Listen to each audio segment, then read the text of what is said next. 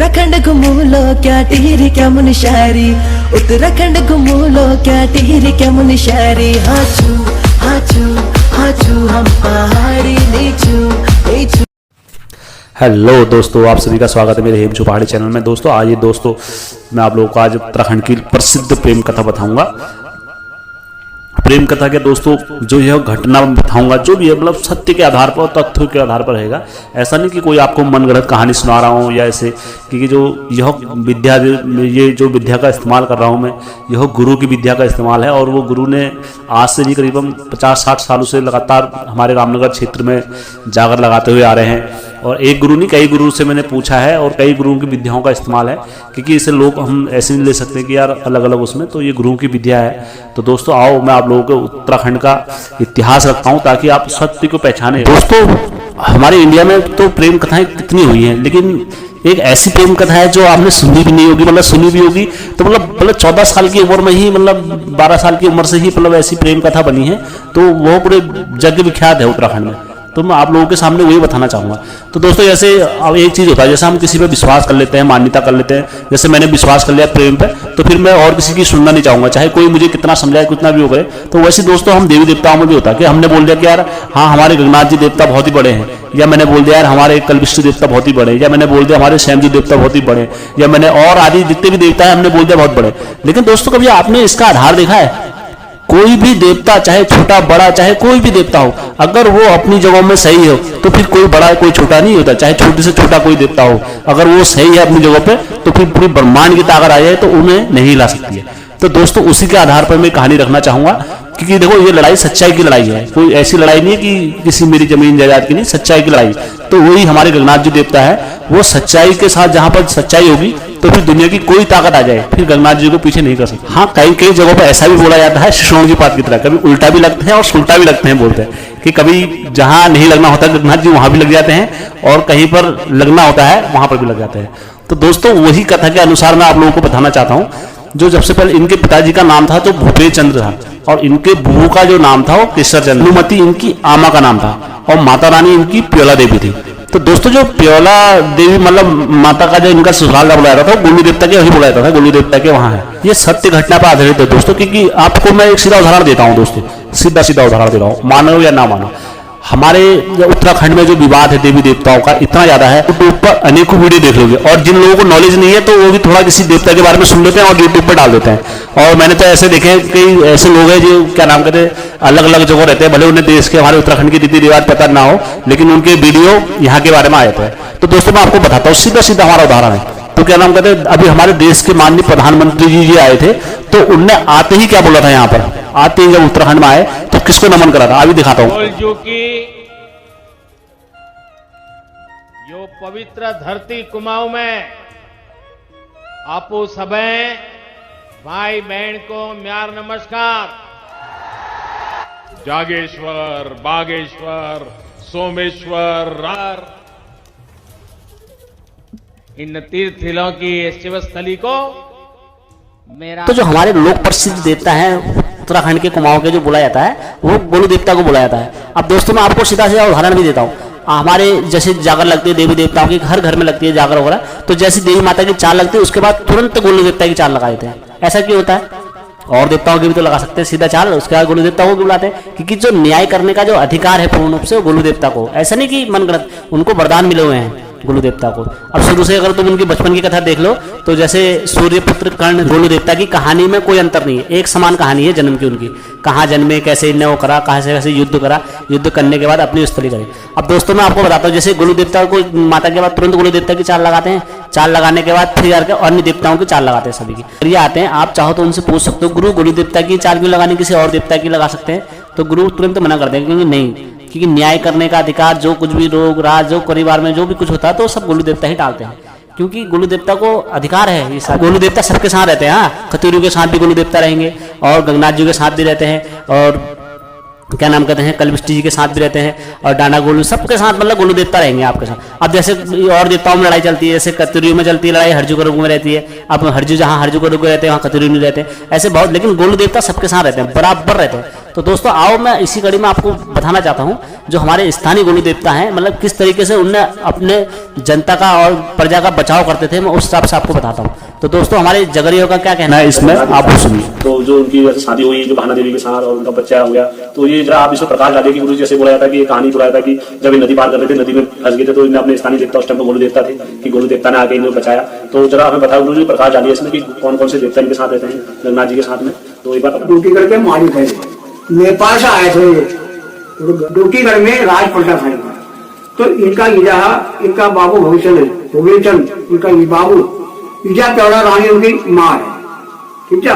और उसमें गोली भी लगन में मैच पूरा जो मैया इनका ईजा है, ईजा का मैच वही था। तो वहां के नेपाल से यहाँ ड्यूटीगढ़ में ड्यूटीगढ़ से जब भाग गया तो उसकी घोड़ी थी, नया के कायम जाम थी। अब बीच में रह गया, मसान बैठा था रास्ते में, उन्हें टांग लगा दिया। अब कैसे जाता पार, कायगंगा कैसे पार जाता हो, क्योंकि मटवा मसान लगा दिया टांग। तब जब लगाया नहीं कहीं, वो गया अपने पाँव को फड़े नहीं, तब धाक फड़ी चमड़खाने बोली धाक आ जाता वो कार का खोल गया। हम चल थे उनके यार गगनाम बोल जब आजा कार पहले तेरा जरा कार का भड़क पार गया। पार के जा करके उसके बाद पार हो गया, घोड़े पे नहीं गो 9 नंबर तिवारी में गया, हमारा 9 नंबर तिवारी। तब गया दूसरी बार जहाँ गुरु नानक बैठे थे, 12 पद सिखाए गुरु ने, 12 पद बनाए सिखाए, 4 सन्यासी सिखाई, 18 प्राण सिखाए, 24 गति सिखाए, और सिर में पतान धरा, पतान बाहर धरा जा रहे तेरा भाड़ा होगा। आप राजवी आप जहाँ है 9 नंबर तिवारी ठहरे हो, अब खम्भे में डालो। तब वो ड्यूटीगढ़ में जब जाओ 9 नंबर पहुंच गया, तो वहां था बाला कितना दूर से साज का सतु ठहरा हो, उसकी घरवाली ठहरी हो बावड़ी झाकरा जो वहां ठहरा। आप तो 12 साल का बालिक था, तो आग लगे फिर तुम बाहर जाना चाहोगे तो वहां 1 महीना वही रह जाओ उसके। अब रह गया है तो वहां पर कहानी खराब होगी। खराब कैसे होगी कि 7 महीना हो गए भले, 8 महीने हो गए भले, महामारी बात। आप उनके हम तो बहुत वो भी आ गया था, बाला जब दिल्ली से आ गया था वो जब घर आया उन्हें पहले को मारा जाकर लोहार पाँव तोड़ दिया। जब मैंने तुझे कहा गगनाथ कहीं जा रहा था, वो बैठी थी बाड़ा में 7 महीने 60 महीने बने 7 साल हो गए, उन्हें वहीं काट दिया, पेट काट दिया, काटे वहां दबा दिया रीता में।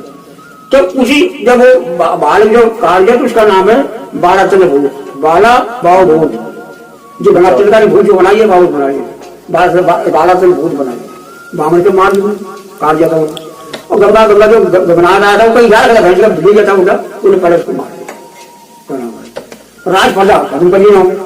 तो जब गया तो गगनाथ विजय हार गगनाथ बन गया, राजा वो भी राजे था, पकड़ लिया सब गगनाथ को।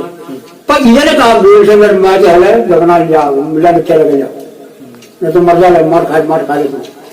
गुरु से कहा तो गुरु रहा गगनाथ को, तब गगनाथ तब तो है तो गुरु लाए थे जब खोल के लाए। हाँ तो मेरा मैच है मर खा ले मार, तो मेरे खान से बहुत नोट पड़ गया, तो नोट पड़ा तो डबरा गोल नहीं था, डबरा गोल नहीं था, बनारी गोल नहीं था, कुर्ती गोल लिया था, डना गोल लिया था, बनारी गोल लिया था, टिकिया गोल लिया था, और कचरा गोल सागरा का गोल लिया था।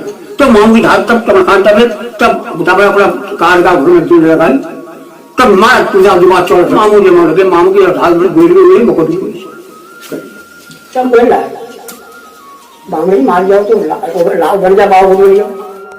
दोस्तों यह घटना जो गगनाथ जी की घटना है ज़्यादा पुरानी नहीं है, ये घटना करीबन 1700 ईसा पूर्व की है। उस टाइम पर ये अकबर का राज हुआ करता था, तो उस टाइम पर लोग अपने अपने धर्म को बचाने के लिए कहाँ आ गए, जैसे हमारे पहाड़ों में आ गए, जैसे राजस्थान वाले जो भी थे जो कट्टर हिंदू थे तो वो कहाँ आ गए थे, मवाड़ी वाले सीधा हमारे इधर आ गए थे उत्तराखंड में, तो वह पहाड़ों में जाके हमारे स्थित हो गए। तो उस वक्त पहाड़ों में बहुत कम लोग आते थे, तो अंग्रेज लोग मुगल शासक लोग भी वहाँ पर कम जाते थे उधर पहाड़ों में हमारे, तो यह छिप के लोग रहा करते थे उस वक्त हमारे पहाड़ों में। तो मैं आपको उत्तराखंड का इतिहास रखूंगा, इतिहास रखने के बाद फिर मैं आपको गगनाथ जी की कहानी सुनाऊंगा, क्योंकि सत्य पता होनी चाहिए ना, पहले सत्य क्या है हमारे देश का, मतलब हमारे उत्तराखंड का सच्चाई क्या है, फिर उसके आधार पर भी मैं आपको गगनाथ जी की कहानी सुनाऊंगा। हमारे उत्तराखंड में रामायण काल और महाभारत काल से ही कोई ऐसी जनजातियां रहती थी जैसे सिद्धू हो गया, गंदर हो गया, यंत्र हो गया, किन्नर हो गया और ताड़ू हो गया। हाड़ू काल के टाइम की बात है। उस वक्त हमारे जनजाति कोई पढ़ना लिखना नहीं जाना करती थी, तो वह जो पहचाना करते थे वो केवल चित्र और आकृति को देख के ही बना दिया करते थे कि उसके आधार पर ही हम लोग उसका अनुमान लगाया करते थे कि यह ऐसी घटना होगी। तो उत्तराखंड से ऋग्वेद में देवभूमि या मानस की पूर्ण भूमि के नाम से जाना जाता है। तो इसे पूर्व में 2 खंड में विभाजित किया गया है, मानस खंड और केदार खंड। दोस्तों जब विभाजित हुए थे तो उस टाइम पर और नामों से भी कई नामों से बुलाया जाता था। परमपुत्र नाम से, उत्तराखंड के नाम से, जिसके नाम पर ही उत्तराखंड बाद में हमारा नाम रखा गया, क्योंकि पहले उत्तरांचल रखा गया था लेकिन फिर बाद में नाम चेंज हुआ, फिर उत्तराखंड रखा गया, इसी के आधार पर रखा गया। दोस्तों पाली भाषी वेद घर के नाम से, साहित्य में नाम से और हिम के नाम से पुकारा जाता था। और दोस्तों जो उस टाइम पर गुरुकुल थे हमारे वो गढ़वाल साइड में थे, क्योंकि गुरु गोरखनाथ जी उधर ही बैठते थे चंपावत साइड में, तो जो गुरुकुल हुआ करते थे वो गढ़वाल साइड में हुआ करते थे। बद्रिका आश्रम और करुणा आश्रम हुआ करते थे। 100 कुशल पहले पुत्रकालियों का आगमन हुआ। उस वक्त गोरखाओं ने पूरे गढ़वाल पर अपना कब्जा स्थापित कर दिया था। राजा वसंत देव आए और फिर उसके बाद पूरे उत्तराखंड में कतरियों का राज आया। धर्मदेव आखिरी राजा कतरी वंश के थे। हरिद्वार में 1898 में इनका निधन हो गया युद्ध करते हुए दौरान। फिर उसके बाद चंद्रवंशियों की पीढ़ी चलते रही। उन्हीं पीढ़ियों में फिर लास्ट में राजा झालूराय हुए, झालूराय के फिर पुत्र, फिर गोलू देवता भी उसी पीढ़ी में आते रहे। तो फिर भीमदाता 1790 में महेंद्र प्रकाश जी से युद्ध हार कर मतलब और पूरे गढ़वाल को मतलब गोरखाओं का राज आ गया था। पूरे गढ़वाल को 52 टुकड़ों में बांट विभाजित कर दिया गया था। तो उसी बीच में फिर वहाँ की रानी कर्णावती भी आई। उन बीच में रानी कर्णावती को बोला जाता था नागकटी रानी, मतलब नाग ने वहाँ नाक काट दी थी लोगों की, काफ़ी राजाओं की, तो इनको नागकटी रानी के नाम से भी संबोधित करा जाता था। तो दोस्तों उसी दशक के बीच में हमारे गगनाथ जी का जन्म भी हुआ 1700 ईस्वी में, क्योंकि दोस्तों ये कहानी ज़्यादा पुरानी नहीं है अभी। तो दोस्तों उस वक्त ही हमारे जो गगनाथ जी का जन्म हुआ है डोटीगढ़ में हुआ। दोस्तों उस टाइम पर हमारे जो पहाड़ों में या ये हमारे जो इस साइड में था, क्योंकि हम छोटे छोटे अपने गांव में लोग पहाड़ों में हमारे कम रहते थे, तो हम जहाँ तक हमारी नज़र पहुँचती, जहाँ तक हमारा होता था, हम उतने को अपना सीमा बोलते थे और हम उस क्षेत्र के राजा हो जाते थे, क्योंकि हमारे टुकड़ों में विभाजित हो रहे थे उस टाइम पर। तो अपने अपना क्षेत्र हमने निर्धारित करा था, तो जितने 10 मुहासे हुए थे 10 मुहासाओं के एक राजा हो गए। तो वैसे ही उस टाइम पर इनका राजपाट हुआ। तो गगनाथ जी के जो पिताजी थे डोटीगढ़ में हुए पैदा। तो दोस्तों इनकी कहानी स्टार्ट होती है। जो इनके पिताजी थे वो भुवनेश चंद्र जी थे और ईश्वरिया राय जी थे, और इनकी जो आमा थी वो थी भानुमती, और इनकी जो माता थी वो थी प्योला देवी। तो दोस्तों जो भुवनेश चंद्र जी थे काफ़ी उनका राजपाट था वहाँ, अपने काफ़ी मुहासे वगैरह थे, तो वो क्षेत्र के राजा थे। तो इनकी कोई संतान नहीं थी, तो इनको काफ़ी वो सताने लग गया कि यार अब मेरी कोई संतान नहीं होगी तो मेरा कुल कैसे चलेगा। और इनके जो शत्रु थे इधर उधर गाँव में बहुत ज़्यादा शत्रु हुआ करते थे। तो उसके बाद क्या करा इन्हें महादेव की तपस्या करा करते थे। महादेव को बहुत अधिक पूजा करते थे साइड में। तो इनने महादेव के वहाँ जाके तपस्या करी, वो करा, काफ़ी पूजा पाठ करी। तो इनके वहाँ फिर बाद में एक पुत्र पैदा होते हैं, और जब इनके वहाँ पुत्र पैदा होते हैं तो इनकी खुशी का कोई ठिकाना नहीं रहता। पूरे राज्य को सजाते हैं और भंडारा कराते हैं, कई चीज़ें करते हैं, हुर्ष पूरे गांव में शोर शराबा करते हैं। तो फिर धीरे धीरे समय बीतता जाता है, तो क्या होता है गंगू बड़े होते जाते हैं। और जब गंगू बड़े होते जाते हैं तो क्या करते हैं, तो इनके पिताजी कहते हैं कि यार किसी पुरोहित को इनकी कुंडली दिखाई जाए कि क्या है इनके। तो इनके पिताजी काफ़ी उत्साहित रहते हैं कि मेरे लड़के के भाग्य में क्या है, ये जानने के लिए पुरोहित को बुलाते हैं अपने गाँव से। तो इनके जो पिताजी थे भुवनेश चंद्र जी इनकी माता के साथ जाते हैं, प्योला देवी के साथ, और कहते हैं पुरोहित जी आओ। तो पुरोहित जी जब इनकी कुंडली देखते हैं तो पुरोहित जी इनकी कुंडली देख के बड़े हैरान रह जाते हैं। तो पुरोहित जी बताते हैं ये जो तुम्हारे राज्य में रहेगा 12 साल तक रहेगा, और फिर 13 साल 1 साल राज्य करेगा, उसके बाद ये वैराग्य ले लेगा। उसके बाद क्या हुआ, इनकी जो जब ले लेगा तो इनके पिताजी भी बड़े मायूस, सब मायूस हो गए, पूरे राज्य में सुनसानी हो गई कि इनको जब कुंडली जाने।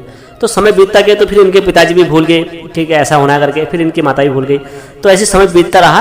तो अब ये 8-10 साल के जब हो गए थे, 8-10 साल के, तो इनने अपनी माता से जिद करी माला डोटीगढ़ जाना है। तो इनकी माता ने पहले तो मना करा। तो इनकी माता ने कहा तेरा वहाँ एक बैरी है दुश्मन कलवा डोटिया, तो तू वहाँ मत जा। तो इनने कहा नहीं माता मैं जाऊँगा। तो इनकी माता ने समझाया 6 महीने जाने में लगते हैं, 6 महीने आने में लगते हैं, तू कैसे जाएगा अकेले वहाँ पर, और तू छोटा ही है 10-12 साल का है तो कैसे जाएगा। तो इनने काफ़ी जिद करी। तो इनने कहा ठीक है फिर तो जिद करा, क्योंकि ये अपने पिताजी से बहुत कम बोलते थे, क्योंकि ना इनसे पिताजी बोलते थे, क्योंकि इनके पिताजी जिद्द थे, तो इनकी जिद्द के कारण इनसे पिताजी नहीं होगा। फिर अपने साथ वहाँ के लिए रास्ता लग गए मल्ला डोटीगढ़ के लिए।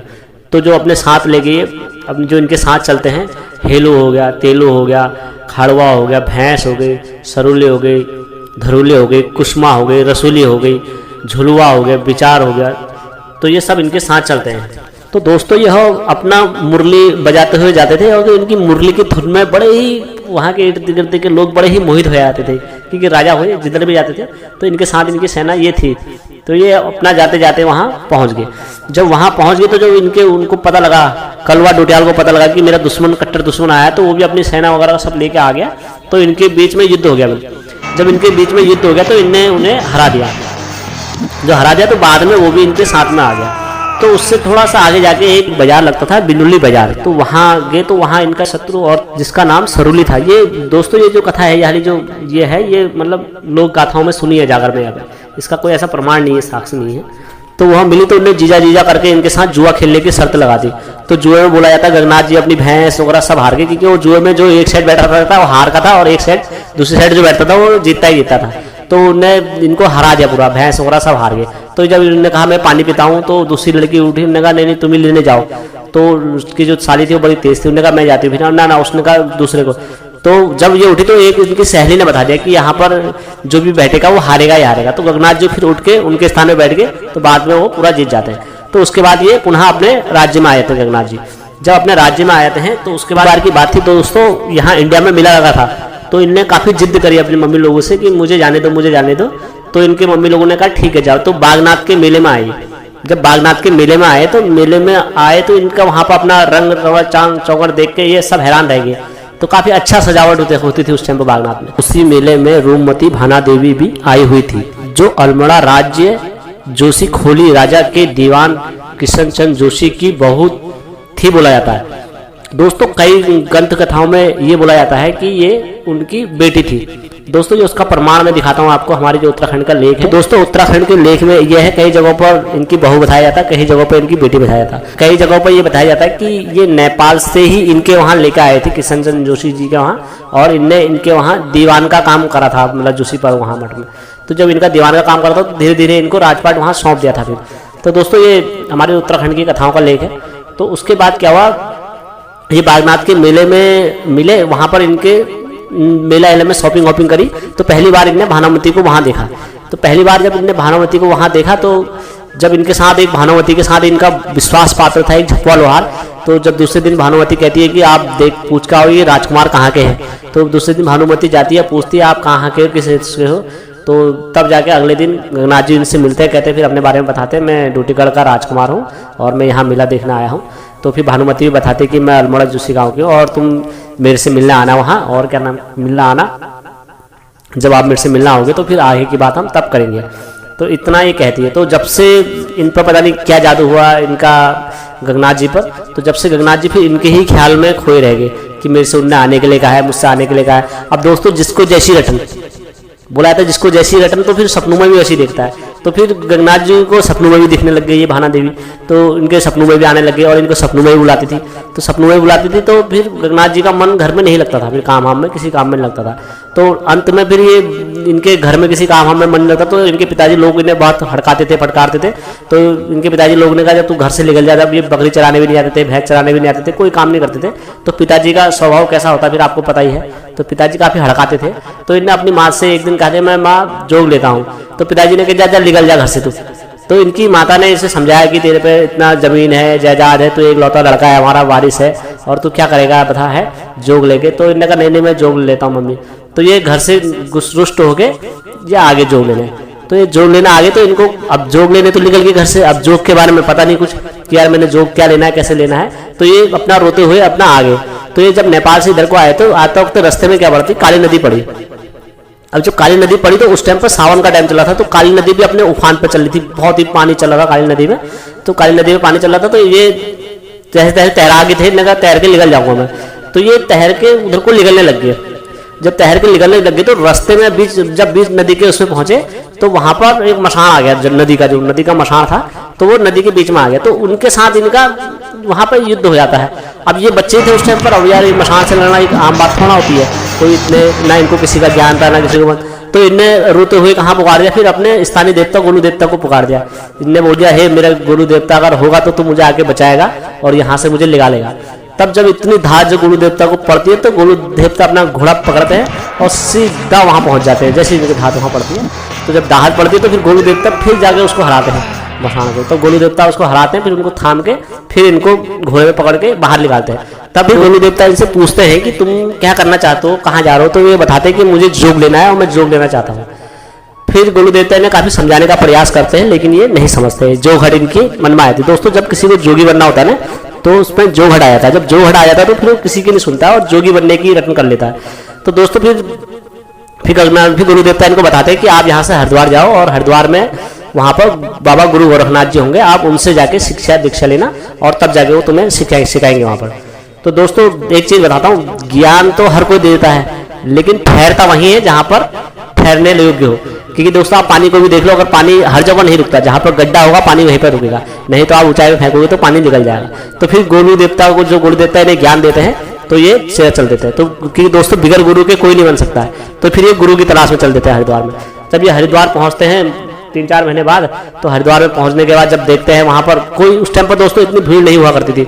तो ये बाबा जब गुरु गोरखनाथ जी का वहाँ आश्रम देखते हैं तो इनकी धोड़ी ठंडी पड़ी हुई थी गुरु गोरखनाथ जी की।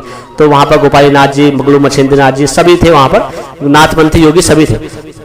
तो इनने वहाँ पर इनकी धोड़ी लिपी लापी तापी तोपी सब करा, फिर उसमें अग्नि प्रज्वलित करी, फिर सुबह शाम इनने वहाँ पर अपना धूपबत्ती वगैरह करना स्टार्ट कर दिया गुरु गोरखनाथ जी ने।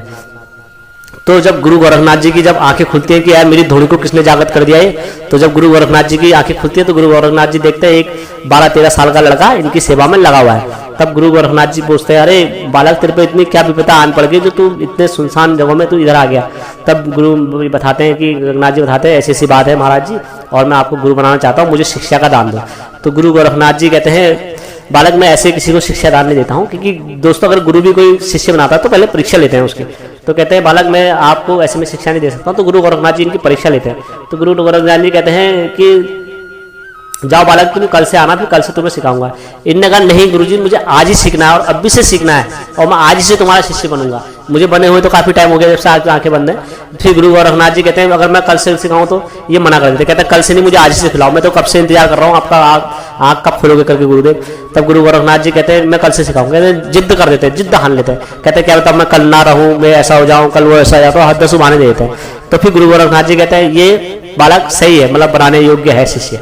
तो फिर गुरु गोरखनाथ जी इनको अपना शिष्य धारण करते हैं, फिर इनको नदी गंगा में ले आते हैं, फिर इनके बाल उतारते हैं, फिर इनका कान छिड़ाते हैं, कान छिड़ाने के बाद इनको अलग की बाणी सिखाते हैं, बंगाल का जादू सिखाते हैं, बारपंथी योगी बनाते हैं। बारपंथी योगी बनाने के बाद फिर ये अलख निरंजन की बाणी और आदेश की बाणी, फिर चिमटा लगाते हैं और उसके बाद खड़ुए की झोली इनके हाथ में पकड़ाते हैं और फिर ये अलग की बाणी बोलते हुए अपना इधर को आ जाते हैं। तो दोस्तों जब ये अपना वापस आते हैं तो ये एक मातपंथी जोगीनाथ बन जाते हैं। तो फिर उसके बाद ये अपने राज्य में जाते हैं, फिर अपने राज्य में जाते हैं वहाँ से भिक्षा लेते हैं, अपनी माता से भिक्षा लेते हैं। तो इनकी माता कहती है तू यहीं रुक जा जोगी, तू कहीं मत जा, तो हमारे यहीं रहो, कोई दिक्कत नहीं, तो जोगी बन के रहो। तो ये मना कर देते, कहते हैं माता जोगी का है और श्याप का एक बैरागी का एक जगह पर रखना ठहरना नहीं होता सही। तो ये अपना ज्ञान का प्रचार करते रहूंगा मैं। तो इनके मन में लोगों की सेवा भाव का वैराग्य जाग गया था। फिर ये अलग की वाणी बोलते हुए अलग आदेश करते हुए रप्ता जोगी करके कहाँ आते हैं, तो ऐसे करते हुए कहाँ पहुंच जाते हैं, अल्मोड़ा जोशी खोला गांव में पहुंच जाते हैं। जब जोशी खोला गांव में पहुंच जाते हैं तो ये अपनी वहाँ चमत्कारिक शक्तियां दिखाते हैं और अपनी योग विद्या से जो इनको मिली रहती शक्तियां वो दिखाते हैं सारे। किसी के पाँव नहीं है तो ये पाँव सही कर देते थे, कोई गूंगा था तो बोलता नहीं था तो उसके वो कर देते थे, किसी को कुष्ठ रोग होता था वो सही कर देते थे, और जिसको बीमारी होती थी जो ब्याज कितने टाइम में करते थे ये चलते चलते कर देते थे जोगी गंगनाथ जी। तो उसके बाद क्या होता है, जब इनकी जो भानुमति का जो एक खास मित्र था जो झोपड़वार, तो जब उसको देखते हैं वो देखता तो वो पहचान लेते हैं इनको। तो वो भानुमति को जाके बताता है कि यार वो गंगनाथ जी आए हैं यहाँ पर और ऐसी सी बात है। तो भानुमति भी इनसे मिलने जाती है, इनको हाथ दिखाने, तो भानुमति इनको पहचान लेती है। तो फिर इनकी जब आंखें लड़ जाती है तो भानुमति इनके साथ ही वहाँ आके रहा करती थी। तो ऐसी अधिकतर टाइम भानुमति इनके आश्रम में बिताया करती थी। तो ऐसे करते करते क्या हुआ, भानुमति के पेट में बच्चा रुक गया। जब उनके पेट में बच्चा रुक गया तो जब उनको पता चला, किशन चंद्र जोशी जी को जब पता चला तो इस बात का भाग गए थे। तो ये जो काली गंगा के पार उस पार को जा रहे थे, नेपाल को बुलाया था, तो ये जा रहे थे तो इनको पकड़ लिया वहाँ पर। तो गंगनाथ जी को इनको सबको पकड़ लिया, तो उनके साथ वहाँ पर युद्ध हो गया बड़ा भयंकर। जब बड़ा भयंकर युद्ध हो गया तो उस टाइम पर क्या करा है, तो इनने गंगनाथ जी को मार दिया। में रघुनाथ जी को मार देते हैं। बोला जाता है कि क्या नाम कहते हैं, कोई लोग बोलते हैं कि छल से मारते हैं, कई लोग बोलते हैं इनके साथ युद्ध होता है, युद्ध में मारते हैं, और क्या नाम कहते हैं कई लोग बोलते हैं इधर ही मारा है इनको युद्ध में। तो उसके बाद क्या होता है, ये मार देते हैं। तो मारने के बाद और जो इनके पत्नी थी भानावती उसको ही मार देते, जो इनके पेट में था बच्चा क्या नाम कहते हैं उसको ही मार देते। तो वो बच्चा बाद में बनता बाहुभूत, बाहुभूत बोला जाता। तो उसको बच्चे को भी, बच्चा भी इनके साथ में आता है, तो भी इनको बड़ा दुख होता है और सारी चीज कहते हैं मेरे बच्चों का क्या दोस्त था, मेरा पूरा परिवार को कर दिया इतने। तो उस टाइम पर क्या होता है दोस्तों, जो पहले जमाने की विद्या थी, जो जैसे लोग पहले, ये तो चलो हमारे गगनाथ जी की कहानी हो गई, पहले जमाने में क्या करते थे, औरतों को ही मार देते थे, फिर क्या करते थे विद्या करके उनको दाद देते थे, कोई कितने सालों में कितने ये करके वो बाहर ही नहीं आते थे। तो इनने क्या करा, किशन जोशी ने विद्या पढ़ी, और विद्या पढ़ने के बाद गगनाथ जी उनको सबको गड्ढे में डाल दिया, गड्ढे में डाल दिया। तो उसके बाद वहां पर सब थेमथाम हो गया। फिर दोस्तों वहां काफी लोग शकुन से रहने लग गए। तब इनकी माता को पता चलता है, वहां पर माता प्योला देवी को जब पता चलता है कि मेरे गंगू को मार दिया है इन लोगों ने और ऐसा ऐसा उसके साथ ये गलत हुआ है, तब इनकी माता धाद मारती है।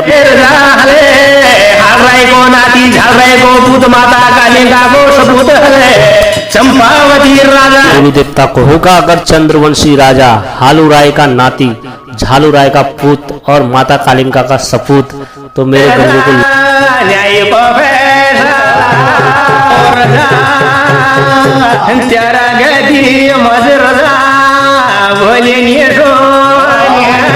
लेके आएगा, नहीं तो तू मिट्टी खाएगा। तब जाके गोलू देवता को पड़ती है धार वहां, तब जाके गोलू जो सुनी तेरा नौनिया मदन में आग जो लगे, तेरा मामू की गति हिरण जो लगे, तेरी लुए जैसी छाती मार तीरा जो तब वहां पहुंचते हैं, तब अपने दीवानों को भेजते हैं, जाओ देख के आओ कि क्या हुआ है करके। तब जाके पता लगता है तो गोलू देवता को हुक्म जो लागो, जाओ रे दीवानो घरियों की खैर खबर लाओ घरिए, हम बड़ा लागी गया रजा वो जरा दिए। अब यो सारी कहानी जब दीवानों राजा गोलिया कहीं बताई, तय वक्त का बीच में नौहर का माँ का कमर जानी, कमर का माँ का नौहर जानी, फूल सन्नारा आंखों मद रतिया लिए आंखों मद रे सोना सारी बोला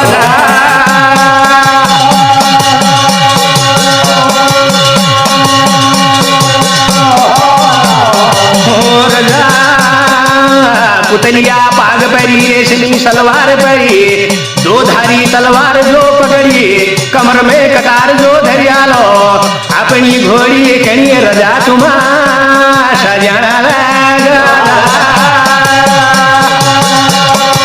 जय हो वाला गोरिया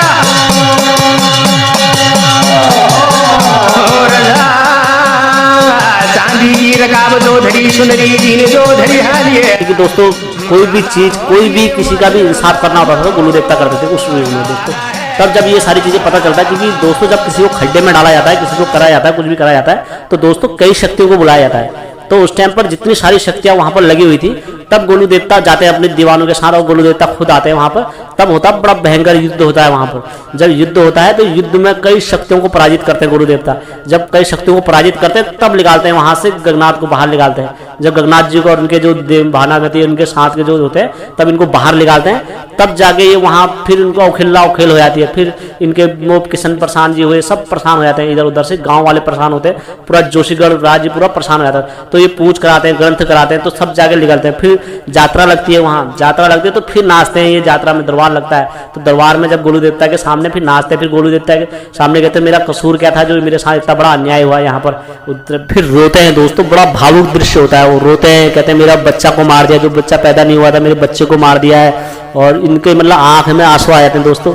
मतलब वो टाइम बड़ा दृश्य भावुक वाला होता है दोस्तों। जब यात्रा भी लगती है तो उस टाइम पर आप यकीन नहीं करोगे, ये वाली बात है। तो उस टाइम पर जब इनका बच्चा आता है तो उसको भी दूध पिलाते हैं। तो दोस्तों फिर गोलू देवता वहां पर इनको सबको दंडित करते हैं। फिर इनका मंदिर बनवाते हैं, वहां स्थापना करवाते हैं। मंदिर बनाने के बाद जगह जगह इनके जोशीगढ़ राज्य में मंदिर बनाते हैं। फिर उनके राज्य में, डोटी राज्य में इनको छोड़ के आते हैं गोलू देवता, और इनकी माता को सौंप के आते हैं। फिर दोस्तों वहां के लोग, जैसे यहाँ के फिर उत्तराखंड के लोग इनको अपनी मदद के लिए पुकारने लगे कि यार हमारे साथ की। फिर इनने कहा आज के बाद मैं यहाँ किसी के साथ, किसी भी के साथ मैं बुरा नहीं होने दूंगा, किसी भी लड़की के साथ मैं बुरा नहीं होने दूंगा, ऐसे दुर्व्यवहार नहीं होने दूंगा। तब से ये किसी भी कोई भी लड़की अगर इनको पुकारती है अपनी मदद के लिए तो तो तुरंत पहुंच जाते हैं दोस्तों, जब से परशुरानी देवता बने फिर उत्तराखंड के दोस्तों। फिर ये उत्तराखंड में कई लोगों की मदद करने आए गगनाथ, और फिर यहाँ के स्थानीय देवता बन गए हैं। आज हर जगह मंदिर है इनके यहाँ उत्तराखंड में। अब नेपाल में भी गुरु देवता की पूजा होती है। वहाँ के जो इनके लोगों ने परिचय सुने गुरु देवता के, तो वहाँ जो नेपाल में इनको काफ़ी मानने लगे गुरु देवता को। तो जो नेपाल में इनकी पूजा होती है हैनु देवता के नाम से होती है गुरु देवता की। तो क्योंकि वहाँ पर इन्हें मदद करी, तो काफ़ी लोग वहाँ पर आज भी, ये मैं आपको प्रूफ दिखा रहा हूँ कि गुरु देवता की नेपाल में किस देव से नाम से पूजा होती है। तो दोस्तों ये नाम है इनका वहाँ। और ये अगर आप पढ़ना चाहोगे तो ये कथा है इनकी किताब की, मैं आपको कथा भी किताब भी दिखा देता हूँ। तो दोस्तों ये कथा पूरे उत्तराखंड की संस्कृति के आधार पर बनी हुई है। और दोस्तों अगर आप इसे पढ़ना चाहोगे तो मैं आसानी से आपको इसे उपलब्ध करा दूंगा।